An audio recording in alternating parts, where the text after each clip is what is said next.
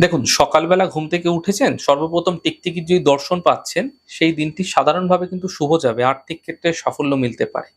টিকটিকিকে মা লক্ষ্মীর প্রতীক হিসাবে মনে করা হয়ে থাকে। তাই যদি সকালে উঠে সর্বপ্রথম টিকটিকি দেখছেন, টিকটিকি নিচ থেকে উপরের দিকে উঠে যাচ্ছে, তাহলে কর্মক্ষেত্রে সাফল্য মিলতে দেখতে পাবেন।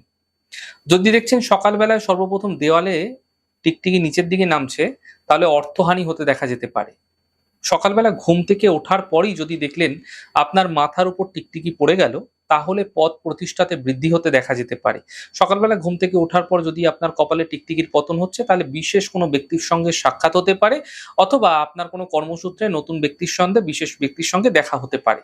সকালবেলা ঘুম থেকে ওঠার পর যদি আপনার ডান কাঁধে টিকটিকির পতন হচ্ছে, তাহলে কোনো বিশেষ কার্যে সাফল্য লাভ হতে দেখতে পাবেন। কোনো প্রতিযোগিতায় জয়লাভ হতে পারে। সকালবেলা ঘুম থেকে ওঠার পর যদি আপনার বাম কাঁধে টিকটিকির পতন হচ্ছে, তাহলে শত্রু দ্বারা আপনার জীবনে বড় কোনো ক্ষয়ক্ষতি হতে দেখা যেতে পারে। সকালবেলা ঘুম থেকে ওঠার পর আপনার পিঠে টিকটিকির পতন, তা ভূ-সম্পত্তি প্রাপ্তি হতে দেখা যাচ্ছে। সকালবেলা ঘুম থেকে ওঠার পর যদি আপনার পায়ে টিকটিকির পতন হচ্ছে, তাহলে দূরভ্রমণ হতে পারে।